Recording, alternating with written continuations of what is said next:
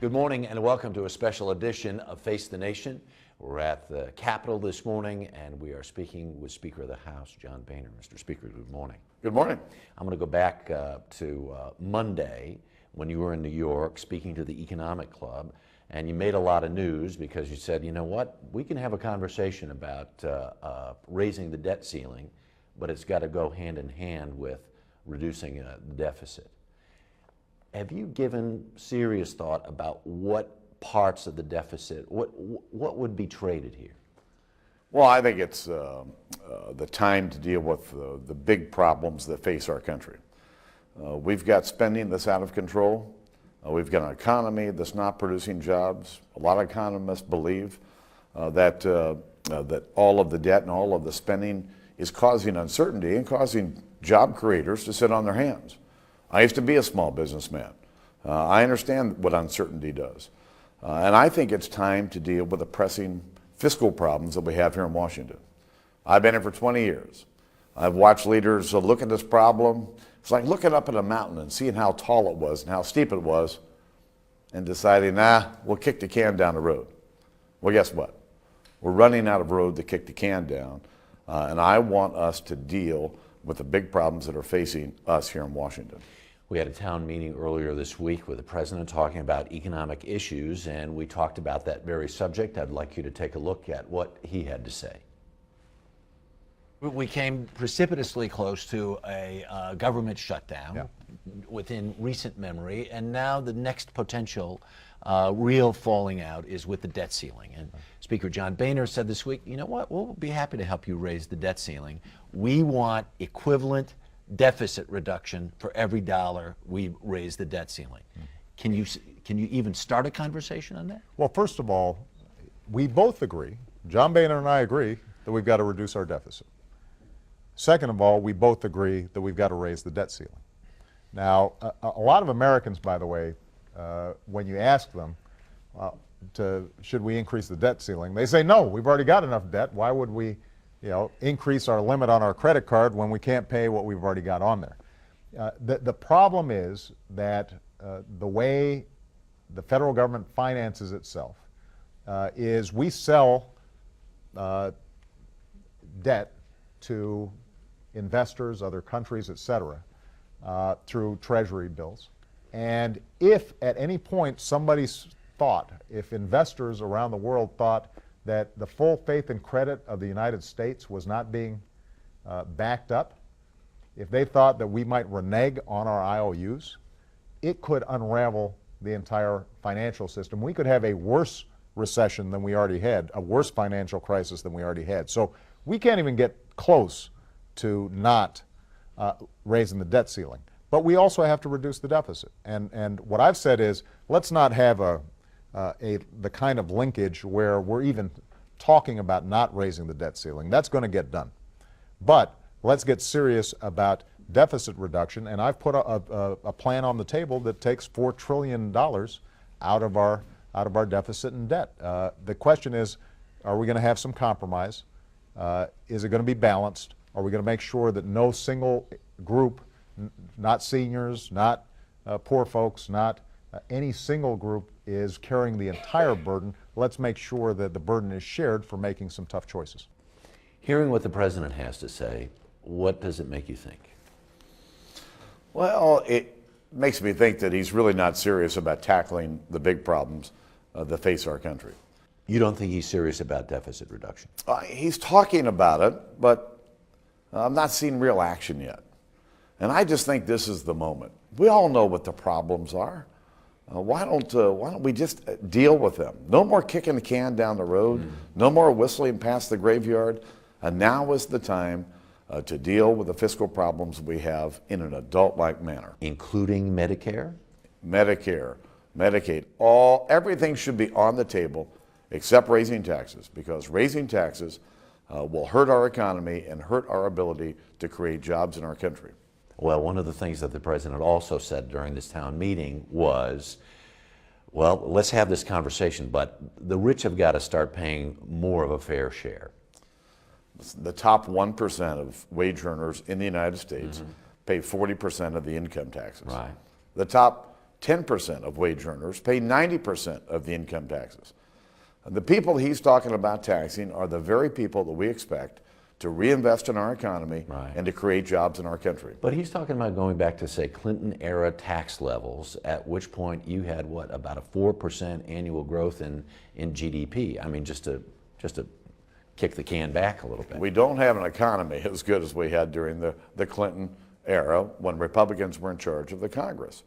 We're trying to get our economy moving again. You can't do that by taxing the very small business people that we expect to invest and create jobs. We need to talk about Medicare because the trustees' report came out this week, and it said that Medicare will be insolvent 5 years earlier than they had anticipated in the past because of the failed economy and because of increased costs of the medical services.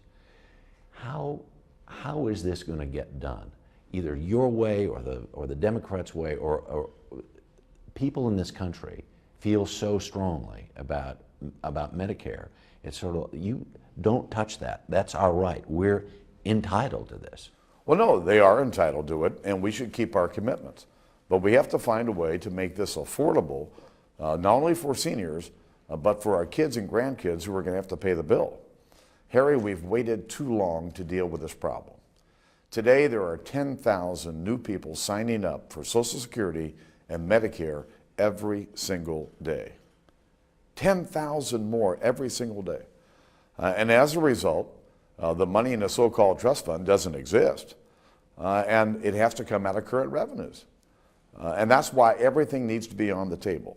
We put forward our plan, and our plan said that no one 55 or older would have any changes to their current plan. But for those 54 and younger, right. I think it's time to make changes to those plans, or they won't exist. Remember, the greatest threat to our country and to our economy is doing nothing. Isn't that a way, though, to say we're not really serious about it? Because the fact is, the biggest part of the population, the baby boomers, are just coming into the plan now. You're saying, don't worry, 55 and over, you're fine. Well, guess what? A lot of, even more revenue than we can possibly comprehend is going to get chewed up in this thing just in the next 10 years. That was our proposal. It was our budget that we moved through the House. But we haven't seen the plan from the president. We haven't seen a plan from the Senate Democrats. It's time for them to put a plan on the table. Paul Ryan talked about addressing Medicare in a significant way, and he talked about budget deficit reduction. And once that happened, it really turned into a political football, actually more of a hot potato, excuse the metaphor. And some of the Republicans started running away from it because their constituents said, don't touch this. This is... Harry, that's just not a fact. You know, I've talked to all of our members who did town hall meetings during the 2-week Easter recess, all over the country. And MoveOn.org and some of the unions sent some people in there to make noise.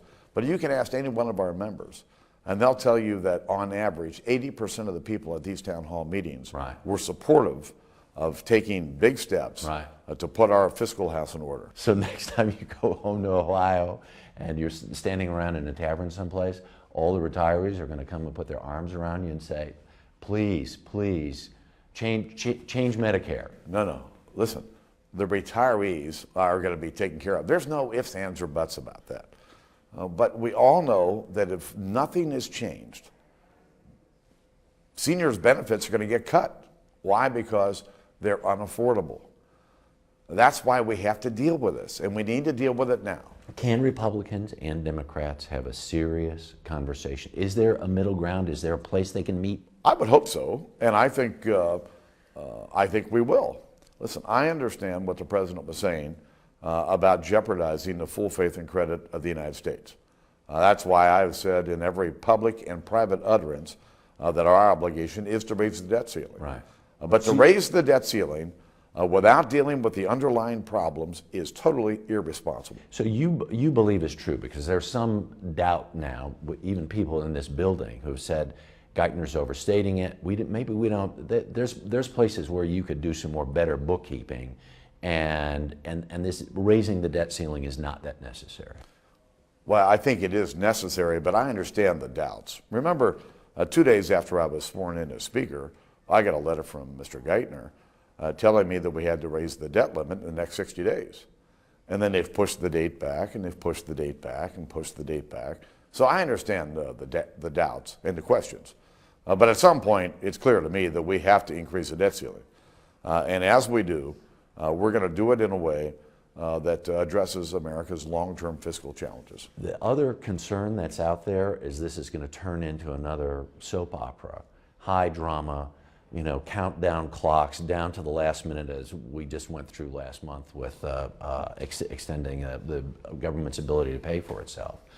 Can this get done in a way to take the drama out of it? Because the higher the drama, the less the credit markets are going to like it, probably. Listen, I'm ready to cut the deal today. You know, we don't have to wait until the 11th hour. But I am not going to walk away from this moment.